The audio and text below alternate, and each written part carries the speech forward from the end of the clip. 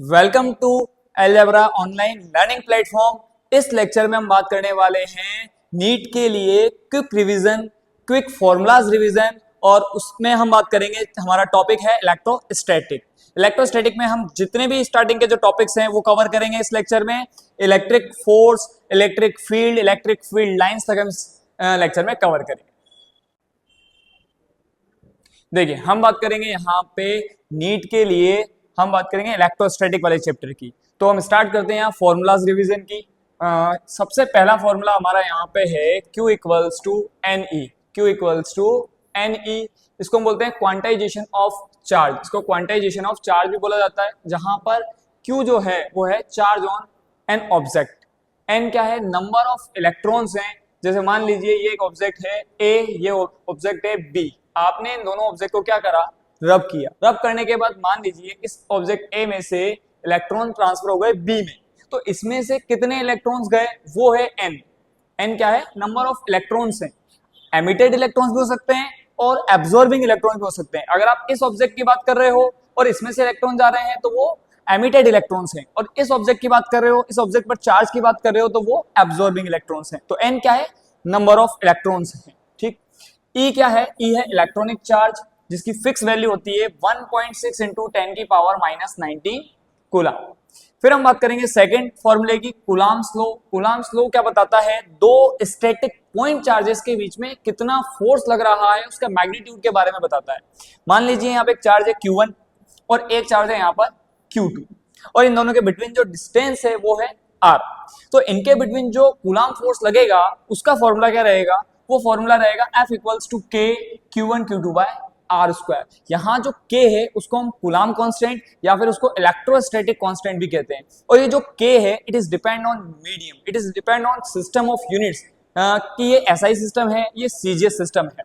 ठीक है, तो यहाँ पे हमने बता दिया K क्या है? इलेक्ट्रोस्टैटिक कांस्टेंट है, और कूलम्ब कांस्टेंट भी बोलते हैं इसको, है ना। अब K जो है ये मीडियम पर डिपेंड कर रहा है, तो इसका वैल्यू जो है वो एयर या वैक्यूम में अलग होगा, मीडियम में अलग होगा। और एक बात और आपको ध्यान रखनी है कि जो इलेक्ट्रोस्टैटिक फोर्स है वो मीडियम पर डिपेंड करता है, बट ग्रेविटेशनल फोर्स जो होता है वो मीडियम पर डिपेंड नहीं करता है। अगर आप कोई सा भी मीडियम रख दोगे और दो मासेस के बीच में ग्रेविटेशनल फोर्स को देखोगे तो वो पहले भी वही रहेगा, बाद में भी वही रहेगा। लेकिन इलेक्ट्रोस्टैटिक फोर्स में हम ये देखते हैं कि मीडियम फिल करने पर दोनों चार्जेस के बिटवीन जो फोर्स है उसकी वैल्यू क्या हो जाती है? डिक्रीज हो जाती है। उसका भी फॉर्मूला हम यहाँ पर देखेंगे। देखिए, आगे बात करते हैं इसमें इन एयर और वैक्यूम। इन एयर और वैक्यूम में K का फॉर्मूला क्या होता है? K का फॉर्मूला होता है 1/4 पाई एप्सिलॉन नॉट। ठीक है, और इसकी डायरेक्ट वैल्यू होती है 9 इंटू 10 की power 9 unit newton into metre square upon coulomb square. ये आपका CGS, ये आपका SI यूनिट है। कौन सा यूनिट है? SI unit. आप यहाँ पे ये देखो, जो एप्सिलॉन नॉट है, इस एप्सिलॉन नॉट को बोलते हैं परमिटिविटी ऑफ फ्री स्पेस और वैक्यूम, और इसकी वैल्यू होती है 8.85 इंटू 10 की power -12 coulomb square upon newton into metre square. तो परमिटिविटी का क्या मतलब है? कि फ्री स्पेस से कितनी इलेक्ट्रिक फील्ड लाइंस पास हो सकती है, उसकी एबिलिटी को बोलते हैं हम लोग परमेबिलिटी। ओके, इसके बाद बात करेंगे हम लोग यहाँ पे मीडियम में K का वैल्यू। देखिए, मीडियम में यहाँ पे फॉर्मूला रहेगा हमारे पास K equals to 1/4 pi epsilon.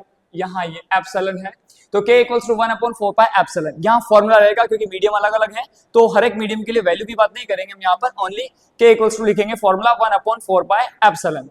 Epsilon का नाम क्या रहेगा? Permittivity of medium. अब इस एप्सिलॉन को समझाने के लिए एक नई फिजिकल क्वांटिटी को समझाया गया, जिसका नाम है रिलेटिव परमिटिविटी, या फिर इसको हम बोल सकते हैं डाइलेक्ट्रिक कांस्टेंट। और इसका फॉर्मूला होता है permittivity of medium upon permittivity of free space, epsilon upon epsilon not. इसको इधर क्रॉस मल्टीप्लाई करोगे तो एप्सिलॉन क्या आ जाएगा? Epsilon naught multiply epsilon R. और एप्सिलॉन आर को क्या बोलते हैं? अभी बताया था आपको, रिलेटिव परमिटिविटी और डाइलेक्ट्रिक कांस्टेंट। क्या बोलते हैं? Dielectric constant. अब इस एप्सिलॉन आर की अलग अलग वैल्यूज होती है। जैसे एयर में इसकी वैल्यू देखेंगे, वैक्यूम में इसकी वैल्यू देखेंगे, प्योर वाटर के लिए इसकी वैल्यू देखेंगे, मेटल्स के लिए इसकी वैल्यू देखेंगे। ठीक है, तो इस पर बात करते हैं।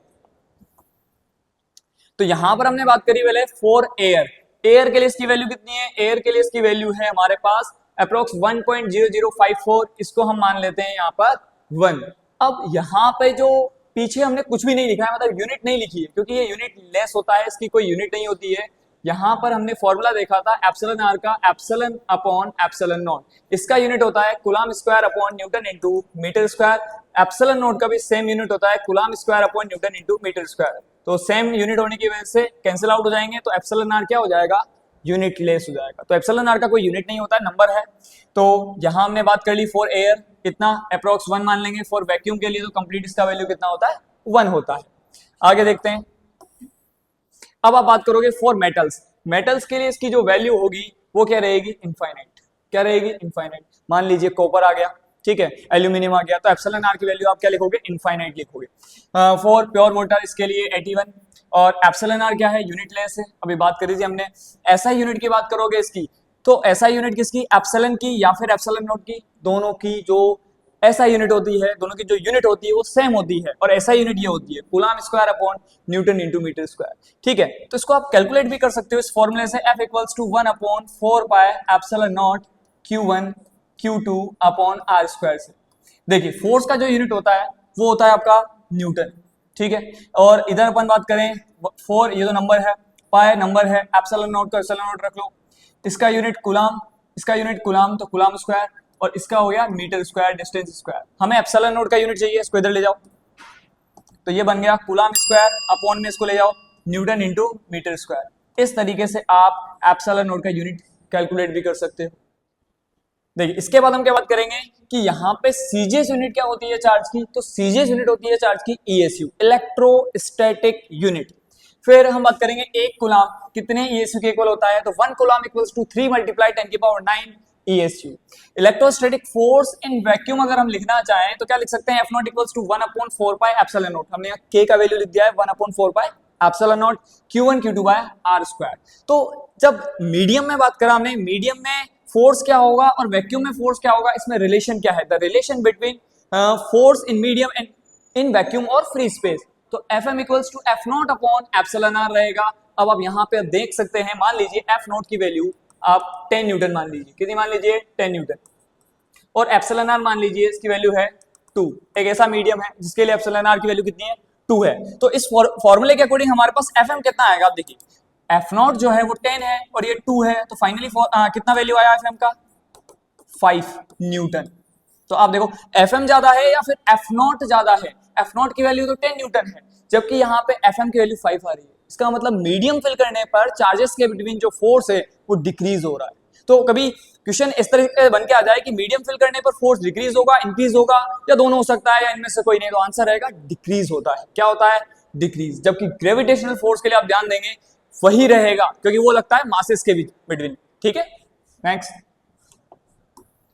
अब आप बात करोगे इलेक्ट्रिक फील्ड के बारे में। तो भाई इलेक्ट्रिक फील्ड होता क्या है, इलेक्ट्रिक फील्ड के लिए आप क्या बोलोगे, जैसे हमारे पास कोई स्टैटिक चार्ज है यहाँ पे कैपिटल Q, इस स्टैटिक चार्ज के चारों तरफ का वो स्पेस, वो रीजन जिसमें अगर आप कोई यहां पर टेस्टिंग चार्ज लेके आ रहे हो Q0, और उस टेस्टिंग चार्ज ने या तो अट्रैक्शन का फोर्स फील करा या फिर रिपल्शन का फोर्स फील करा जहां पर आके, तो वो जो रीजन है, वो जो स्पेस है उस स्टैटिक चार्ज के चारों तरफ का, वो स्पेस, वो रीजन जो है, वो इस स्टैटिक चार्ज का इलेक्ट्रिक फील्ड कहलाएगा। क्या कहलाएगा, इलेक्ट्रिक फील्ड। अब इसके फॉर्मूले पे आ जाएंगे अपन।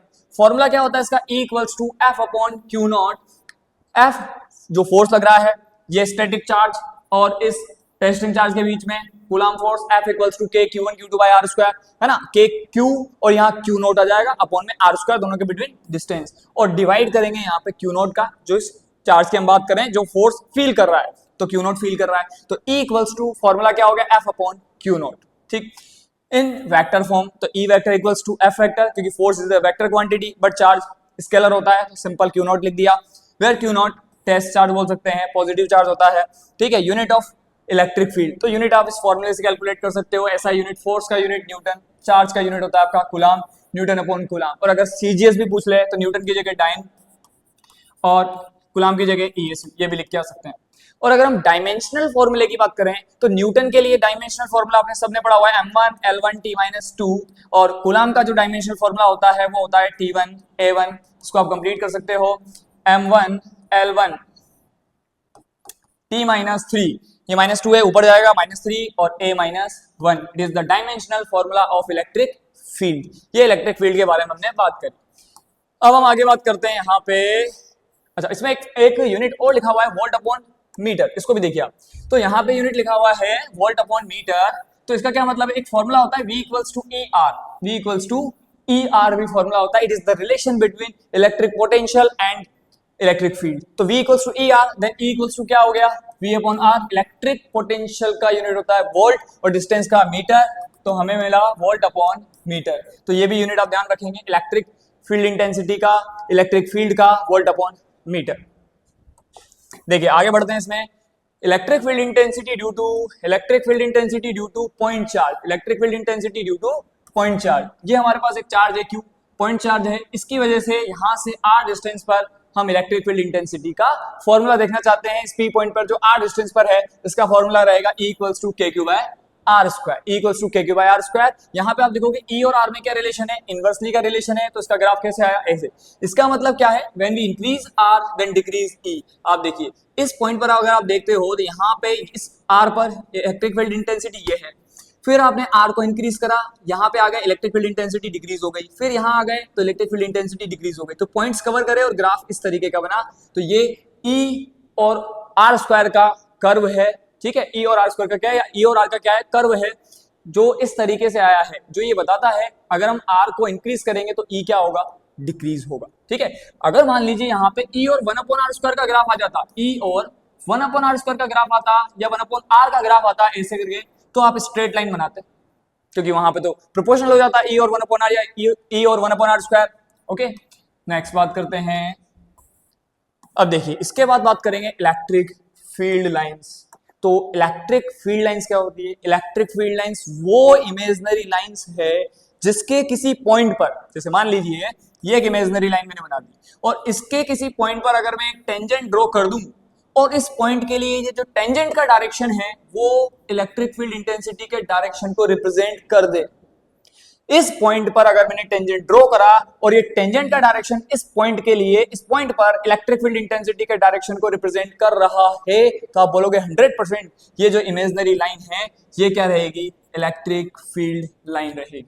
क्या रहेगी, इलेक्ट्रिक फील्ड लाइन रहेगी, ठीक है। तो ये इलेक्ट्रिक फील्ड लाइन के लिए हम बात कर सकते हैं।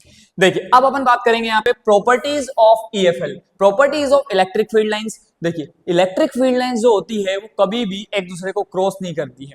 अगर हम बात करें यहाँ पे ये इलेक्ट्रिक फील्ड लाइन यहाँ पर भी रिप्रेजेंट है, ये एक इलेक्ट्रिक फील्ड लाइन, ये एक इलेक्ट्रिक फील्ड लाइन। अगर दो इलेक्ट्रिक फील्ड लाइन एक दूसरे को इंटरसेक्ट कर जाएगी तो इस पॉइंट को आप देखिए, इंटरसेक्शन पॉइंट को, यहाँ पर आप यहाँ पर आप दो टेंजेंट ड्रॉ कर सकते हो, इस यहाँ पे ऐसे और एक ये यहाँ पर भी ऐसे टेंजेंट ड्रॉ कर सकते हो। और इसका मतलब ये हुआ इस पॉइंट के लिए इलेक्ट्रिक फील्ड की दो डायरेक्शन हो गई, जो पॉसिबल ही नहीं है। इसका मतलब ये क्लियर है कि इलेक्ट्रिक फील्ड लाइंस कभी भी एक दूसरे को क्रॉस नहीं करती है, ठीक। फिर इसके बाद बात करेंगे हम यहाँ पर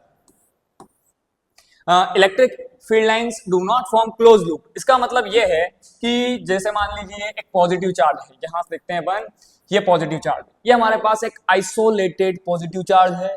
आइसोलेटेड पॉजिटिव चार्ज में हम क्या देखते हैं कि जो उसकी इलेक्ट्रिक फील्ड लाइन से वो बाहर की तरफ ऐसे एमिट होती है, बाहर की तरफ क्या होती है, ऐसे एमिट होती है। मतलब it is a source of electric field lines, positive charge is a source of electric field lines. और फिर हम बोलेंगे यहाँ पे जो नेगेटिव चार्ज है, जो आइसोलेटेड नेगेटिव चार्ज है, it is a sink of electric field lines. इसमें इलेक्ट्रिक फील्ड लाइंस क्या करेगी, एब्जॉर्ब हो जाएगी, मतलब ये सिंक की तरह बिहेव करेगा। ये नेगेटिव चार्ज जो है, आइसोलेटेड नेगेटिव चार्ज, सिंक की तरह बिहेव करेगा, ठीक है। और यहाँ पे आप ये बोल सकते हो फील्ड लाइंस आउटवर्ड होगी पॉजिटिव चार्ज से और फील्ड लाइंस क्या होगी, इनवर्ड होगी नेगेटिव चार्ज से, बट ये आइसोलेटेड है, ओके। इसके आगे हम बात करते हैं, मान लीजिए ये हमारे पास एक पॉजिटिव चार्ज है, ये नेगेटिव चार्ज है। अब पॉजिटिव चार्ज से इलेक्ट्रिक फील्ड लाइन ऐसे गई, आउटवर्ड गई, इसमें इनवर्ड गई, एक और इस तरीके से। तो यहां से प्लस से गई और माइनस में आगे खत्म। ऐसा नहीं है कि माइनस से वापस आ रही है, मतलब ये कैसा लूप बना रही है, ये ओपन लूप बना रही है, क्लोज लूप नहीं बना रही है। तो electric field lines do not form closed loop. But यहां हम बात करें कि एक आपने पढ़ा होगा magnetic field lines. Magnetic field lines जो होती है वो क्या करती है, वो क्लोज लूप बनाती है। जैसे अपन ने रीड करा हुआ है 10th क्लास में, यहाँ मान लीजिए n है, यहाँ s है, तो n से मैग्नेटिक फील्ड लाइन निकलती है और s में जाती है और अंदर s से n में जाती है। तो ये कैसा लूप बन गया, ये क्लोज लूप बन गया। तो अपन ऐसे बोल सकते हैं मैग्नेटिक फील्ड लाइंस तो क्लोज लूप बनाती है, लेकिन जो इलेक्ट्रिक फील्ड लाइंस है वो ओपन लूप बनाती है, या बोले क्लोज लूप नहीं बनाती है। अब इसमें अपन बात करेंगे यहाँ पे इलेक्ट्रिक फील्ड। ये इलेक्ट्रिक फील्ड अपन ने बना रखा है, ये एक यूनिफॉर्म इलेक्ट्रिक फील्ड है। यूनिफॉर्म मतलब हर पॉइंट पर इलेक्ट्रिक फील्ड का या इलेक्ट्रिक फील्ड इंटेंसिटी का वैल्यू क्या है, सेम है। यहाँ पर हमने एक पॉजिटिव चार्ज को रख दिया, तो हमने क्या देखा कि अगर आप एक पॉजिटिव चार्ज को रख रहे हो तो वो पॉजिटिव चार्ज इलेक्ट्रिक फील्ड के डायरेक्शन में एक फोर्स को फील करेगा, और वो फॉर्मूला हमने पढ़ा हुआ है E equals to F upon Q. तो आप इसको इधर ले जाइए, तो F इक्वल्स टू क्या आ गया, Q मल्टीप्लाई E। तो ये फोर्स है, मैग्नीट्यूड है ये QE, but direction because of electric field, electric force both are vector quantity. तो हम ये समझे कि अगर चार्ज पॉजिटिव है, उसको आप यूनिफॉर्म इलेक्ट्रिक फील्ड में रख रहे हो, तो उस पर जो फोर्स का डायरेक्शन होगा वो इलेक्ट्रिक फील्ड के डायरेक्शन में होगा। लेकिन अगर आप यहाँ पर कोई नेगेटिव चार्ज लेते हो, तो नेगेटिव चार्ज पर जो फोर्स का डायरेक्शन होगा वो इलेक्ट्रिक फील्ड के ऑपोजिट डायरेक्शन में होगा। तो पॉजिटिव चार्ज पर फोर्स का डायरेक्शन इलेक्ट्रिक फील्ड के डायरेक्शन में, नेगेटिव चार्ज पर फोर्स का डायरेक्शन इलेक्ट्रिक फील्ड के ऑपोजिट डायरेक्शन में होगा। ठीक है, तो आज हमने यहाँ पर electric quantization of charge, electric force, ठीक है, इलेक्ट्रिक फील्ड लाइंस के बारे में सब कुछ कंप्लीट क्विक रिवीजन देख लिया, फॉर्मुलाज देख लिए, कंसेप्ट कवर कर लिए थोड़े थोड़े। अब नेक्स्ट लेक्चर में हम बात करेंगे गॉस लॉ के बारे में, गॉस लॉ के एप्लीकेशंस के बारे में, गॉस लॉ क्या होता है, उनके एप्लीकेशंस क्या क्या है, उन पर डिस्कस करेंगे। इस लेक्चर में इतना। Okay, thank you.